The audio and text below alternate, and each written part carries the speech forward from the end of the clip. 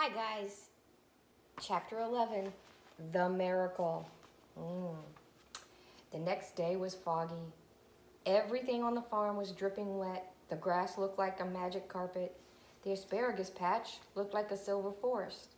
On foggy mornings, Charlotte's Web was truly a thing of beauty. This morning, each thin strand was decorated with dozens of tiny beads of water. The web glistened in the light and made a pattern of loveliness and mystery, like a delicate veil. Even Lurvy, who wasn't particularly interested in beauty, noticed the web when he came with the pig's breakfast. He noted how clearly it showed up, and he noted how big and carefully built it was. And then he took another look, and he saw something that made him set his pail down. There in the center of the web, neatly woven in block letters, was a message.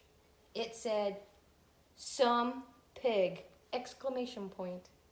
Lurvy felt weak. He brushed his hand across his eyes, stared harder at Charlotte's Web. "I'm seeing things," he whispered.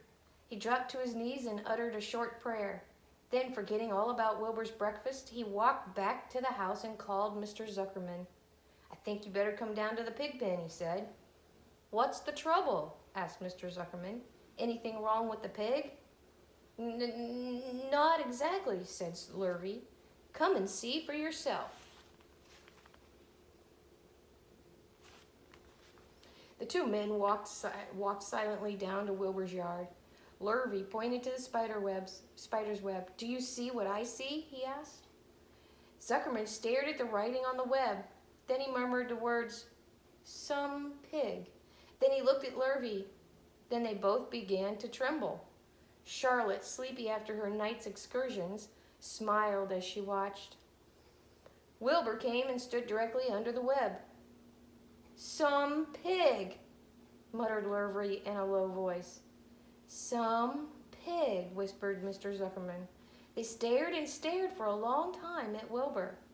Then they stared at Charlotte. "You don't suppose that the spider—" began Mr. Zuckerman, but he shook his head and didn't finish the sentence. Instead, he walked solemnly back up to the house and spoke to his wife. "Edith, something has happened," he said in a weak voice. He went into the living room and sat down. Mrs. Zuckerman followed. "I've got something to tell you, Edith," he said. "You better sit down." Mrs. Zuckerman sank into a chair. She looked pale and frightened. "Edith," he said, trying to keep his voice steady, "I think you had best be told that we have a very unusual pig." A look of complete bewilderment came over Mrs. Zuckerman's face. "Homer Zuckerman, what in the world are you talking about?" she said. "This is a very serious thing, Edith," he replied. "Our pig is completely out of the ordinary." "What's unusual about the pig?" asked Mrs. Zuckerman, who was beginning to recover from her scare. "Well, I don't really know yet," said Mr. Zuckerman. "But we have received a sign, Edith, a mysterious sign. A miracle has happened on this farm. There is a large spider's web in the doorway of the barn cellar, right over the pig pen, and when Lurvy went to feed the pig this morning, he noticed the web because it was foggy. And you know how a spider's web looks very distinct in a fog? And right spade in the middle of the web, there were the words, 'Some pig.'" "They were actually part of the web," added Edith. "I know because I have been there, and I have seen them. It says, 'Some pig,' just as clear can be. There can be no mistake about it. A miracle has happened, and a sign has occurred here on earth, right on our farm, and we have no ordinary pig." "Well," said Mrs. Zuckerman, "it seems to me you're a little off. Seems to me we have no ordinary spider." "Oh, no," said Zuckerman. "It's the pig that's unusual. It says so right there in the middle of the web." "Maybe so," said Mrs. Zuckerman. "Just the same, I intend to have a look at that spider." "It's just a common gray spider," said Zuckerman. They got up and together they walked down to Wilbur's yard. "You see, Edith? It's just a common gray spider." Wilbur was pleased to receive so much attention. Lurvy was still standing there, and Mr. and Mrs. Zuckerman, all three, stood for about an hour, reading the words on the web over and over and watching Wilbur. Charlotte was delighted with the way her trick was working. She sat without moving a muscle and listened to the conversation of the people.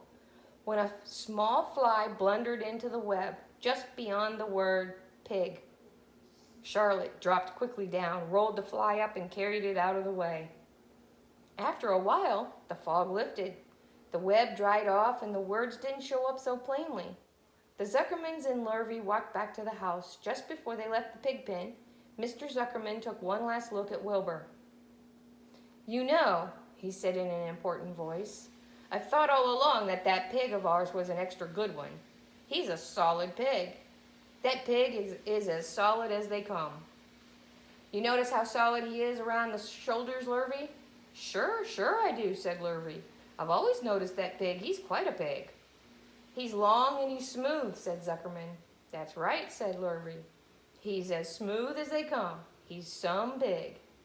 When Mr. Zuckerman got back to the house, he took off his work clothes and put on his best suit. Then he got into his car and drove to the minister's house.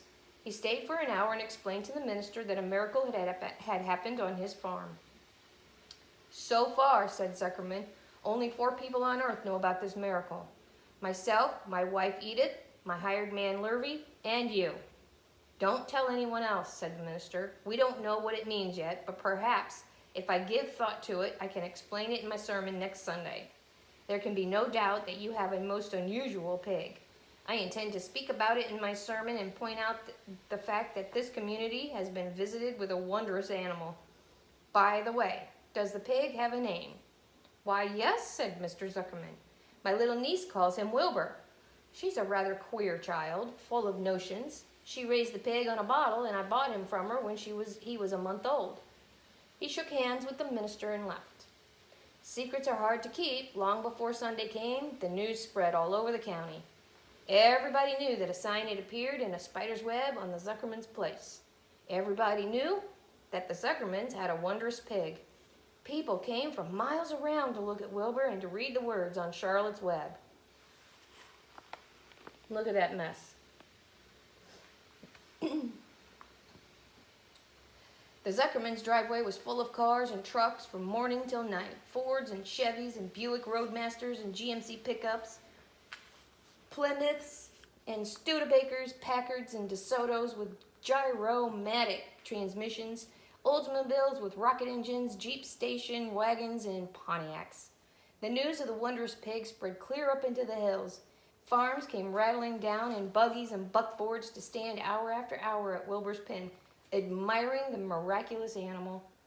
All said they had never seen such a pig before in their lives. When Fern told her mother that Avery had tried to hit the Zuckerman spider with a stick, Mrs. Arable was so shocked that she sent Avery to bed without any supper as punishment. In the days that followed, Mr. Zuckerman was so busy entertaining visitors that he neglected his farm work.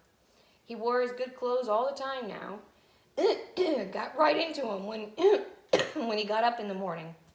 Mrs. Zuckerman prepared special meals for Wilbur. Lurvy shaved and got a haircut. And his principal farm duty was to feed the pig while the people looked on. Mr. Zuckerman ordered Lurvy to increase Wilbur's feedings from 3 meals a day to 4 meals a day. The Zuckermans were so busy with visitors they forgot about other things on the farm. The blackberries got ripe. Mrs. Zuckerman failed to put up any blackberry jam. The corn needed hoeing, and Lurvy didn't find time to hoe it. On Sunday, the church was full. The minister explained the miracle. He said that the words on the spider's web proved that human beings must always be on the watch for the coming wonders. All in all, the Zuckerman's pig pen was the center of attraction. Fern was happy, for she felt that Charlotte's trick was working and that Wilbur's life would be saved. But she found that the barn was not nearly as pleasant. Too many people. She liked it better when she could be all alone with her friends, the animals. Okay, there you go. That was chapter 11. You guys, draw me a picture of what you think is going to happen next to Wilbur. With all these people around, what do you think is going to happen next? Draw a picture or write about it. And wash your hands.